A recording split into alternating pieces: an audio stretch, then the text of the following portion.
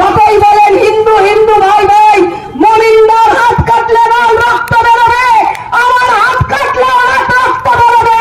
তাই এ বাংলা হিন্দু মুসলিম শিখ ইসাইয়ের ভাই ভাই।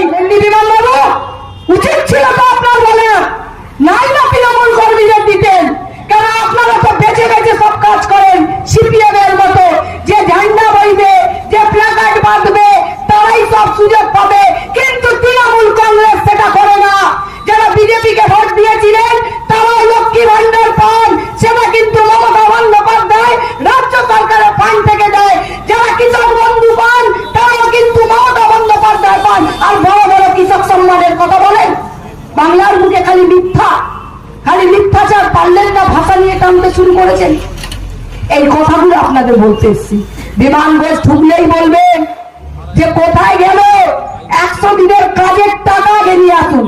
মাইকের আওয়াজ যত দূর যাচ্ছে আপনারা বলুন তো একবার, আপনাদের এখন মনে হয় না যে সত্যি কি ভুল আমি করেছিলাম, কি ভুল আমরা করেছিলাম? সত্যি আমাদের আজকে অসহায় বা আমাদের নিজেদেরকে মনে হচ্ছে যে কি দোষ করেছিলাম। বিজেপিকে দিলাম ভোট, যারা দিয়ে গেল আমাদের ভোট লুট করে, অথচ বাংলার মুখে সেই মমতা বন্দ্যোপাধ্যায় আমাদের দেখে যাচ্ছে। সে কৃষক বন্ধুই হোক, লক্ষ্মী ভান্ডারই হোক, কন্যাশ্রী হোক, শিক্ষাশ্রী হোক, ঐক্যশ্রী হোক, সমস্ত ভাবে আজকে ধর্মের বিভাজনের রাজনীতি করছে। মমিনদাকে ডাকবো এখানে একবার, মমিনদাকে একবার আমার পাশে ডাকবো। যারা ধর্মের বিভাজনের রাজনীতি করছেন, রক্তের রাজনীতি করছেন, আমি বলবো একটাই কথা, যতই বলেন হিন্দু হিন্দু ভাই ভাই, মমিনদার হাত কাটলে লাল রক্ত বেরোবে, আমার হাত কাটলে অনেক রক্ত বেরোবে।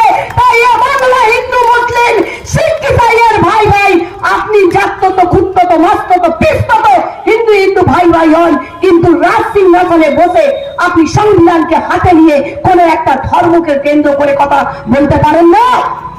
এটা মানুষের মৌলিক অধিকার। সে স্বাস্থ্য পাবে, সে শিক্ষা পাবে, সে অর্থ পাবে, সে বাসস্থান পাবে, কোনটা দিচ্ছেন আপনারা? তারা আবার কেড়ে নেওয়ার চেষ্টা করছে।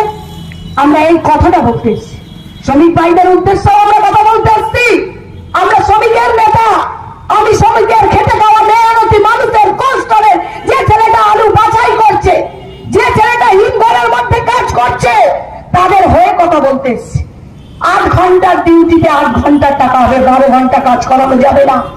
লেবার কোড, সর্বনাশা কোড মেনে নেওয়া যাবে না।